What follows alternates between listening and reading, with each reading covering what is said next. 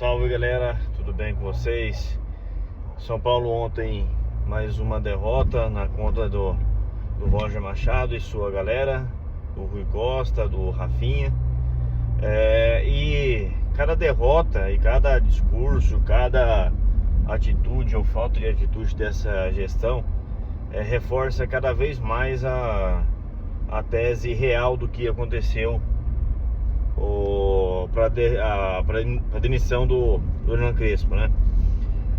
Bom, sobre o jogo, pouco tenha falado daquele jogo, mais um jogo horroroso do São Paulo.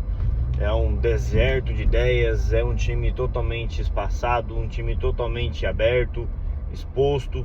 É um milagre que o São Paulo não tenha sofrido alguma goleada ainda com o Roger Machado no comando, porque ele expõe totalmente o time, uma formação que não tem nada a ver com o que o elenco tem de melhor. Muito pelo contrário, como diz o Arnaldo na live ontem, é uma formação que explora justamente as deficiências do elenco, que são os lados do campo. Esse esquema de três atacantes, aliás, 4 atacantes, não tem vida longa no São Paulo. Esse esquema, ele privilegia pontas, e o São Paulo não tem pontas regulares no elenco. Somente o Arthur. O Ferreirinha joga um jogo bom, joga 3 mal e o restante ele fica machucado. Os garotos ainda não estão prontos, claramente ainda não estão prontos para jogar em alto nível. Isso é óbvio e é natural que eles não estejam mesmo. Até porque eles não foram preparados no Paulistão, né? Porque a diretoria do São Paulo gosta de pressionar a técnica para colocá-los em jogo que na fogueira, né? Eles não gostam de usar os garotos. Aí um jogo que precisava, por exemplo, tava ganhando 4-1 do Cruzeiro, ou quando tava 3-1 do Cruzeiro, poderia colocar um garoto ali para se sentir mais confortável, para ganhar ritmo. Não. Aí joga o André Silva, aí joga o Tapia, aí joga o Cauli, que até agora não disse que veio. Aí jogo contra o Boston River, poderia colocar o Negrutti para começar jogando, que a gente já conhece o Luan. Já sabemos quem que é o Luan, já sabemos quem que é o Danielzinho. Não, aí joga esses caras e o Negrutti vai jogar quando? Um jogo contra o Vasco com o time fora de casa. Do nada o Negrutti aparece no time. Nada contra o garoto, muito pelo contrário. Ele deveria ter oportunidade de outros jogos anteriores. Então é uma sucessão de péssimas decisões. Para começar pela decisão de ter mandado um técnico que era líder do campeonato embora, técnico que tinha a simpatia do torcedor, tinha o bom ambiente com os jogadores. Pra quê? Só pra amaciar o ego do Rui Costa, que que é um oportunista, egocêntrico, que após a crise política que gerou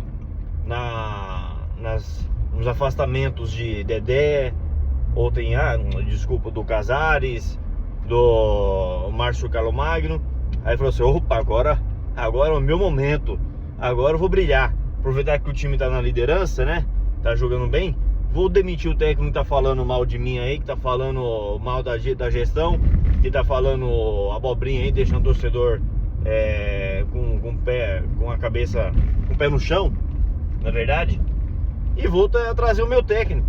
Quem sabe eu ganho uma coisa com o meu técnico, com a minha assinatura, com a minha decisão, e eu ganho moral nesse clube aqui, eu ganho moral com a torcida, ou ganho uma graninha. Eu acho que moral com a torcida é a última coisa que o Rui Costa quer, né? Porque senão ele não teria demitido o Crespo. Aí agora o time aí tá aí nessa situação, caindo na tabela, perdeu a liderança, já perdeu a vice-liderança, perdeu a 3ª colocação, perdeu a 4ª colocação.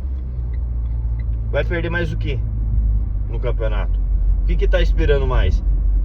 Vai esperar um vexame diante do Juventude no Morumbi, terça-feira, para poder mandar embora? E aí colocar em xeque o campeonato que ele mesmo tá querendo ganhar, o seu Rui Costa, mas eu acho que o ego de reconhecer que tomou uma decisão errada, que trouxe o técnico errado, que não deveria ter mandado o outro técnico embora. Eu acho que o ego é maior do que a vontade de ganhar, né? Né, Rui Costa? O seu ego é maior do que a vontade de ganhar, né? Agora, se você tá com tanta vontade de ganhar assim as Copas, já que não tem capacidade de planejar para ganhar um Campeonato Brasileiro, ou pelo menos chegar perto ali de ganhar um Campeonato Brasileiro, já que o São Paulo começou tão bem em um campeonato com vários times em situação instável, que poderia o São Paulo se beneficiar disso. Já que você quer tanto ganhar uma Copa, então coloque jogos no Morumbi, baixe o preço do ingresso, tome decisões que vão de acordo com o que o torcedor quer. Traga o torcedor para perto de você, para perto do time, e não afaste o torcedor, porque tudo que vocês estão fazendo está afastando o torcedor do São Paulo, está afastando o torcedor do time, está dificultando que o time possa brigar por alguma coisa, que já não tem muitas condições. É um time fraco.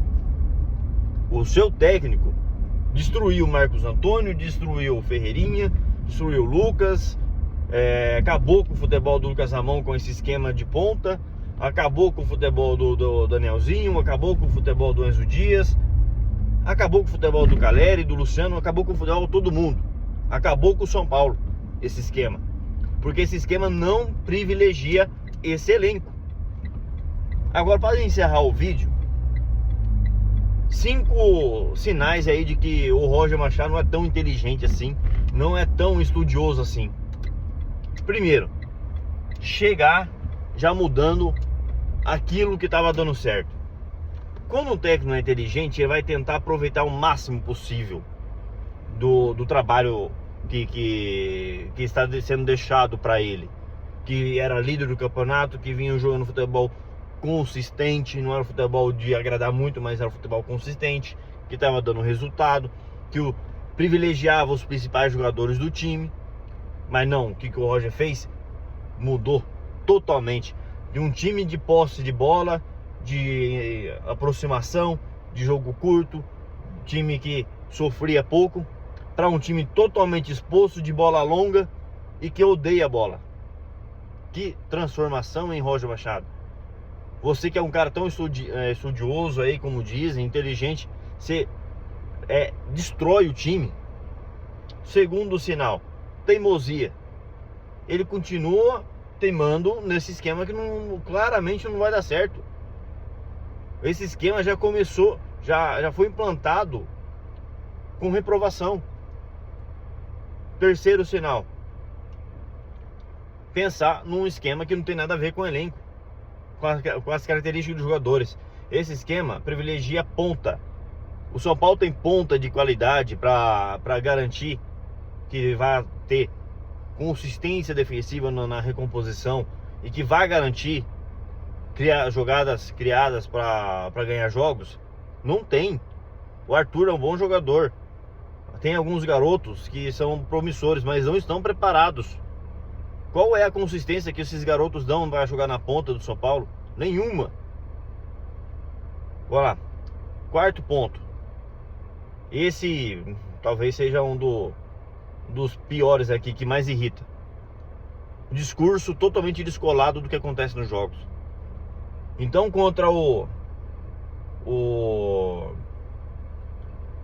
Vitória, que o São Paulo fez uma partida pífia, ele fala que o São Paulo dominou o time.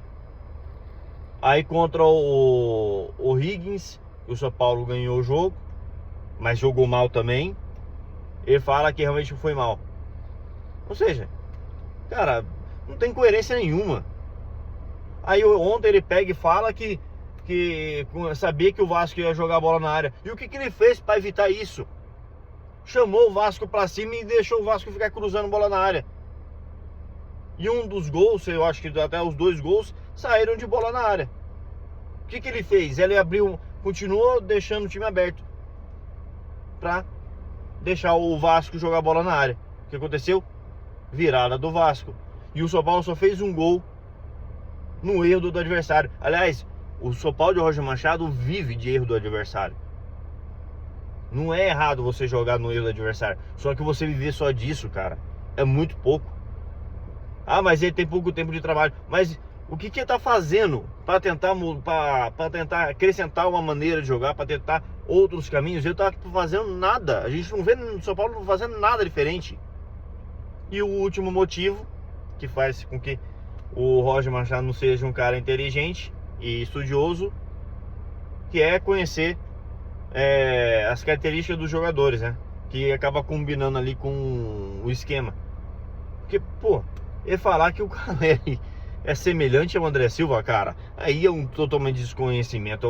É muito cara de pau, velho. É muito cara de pau. Eu vou até acrescentar um bônus aqui na lista aqui. O item 6. A péssima metodologia de uso de garotos da base, como eu disse durante esse vídeo.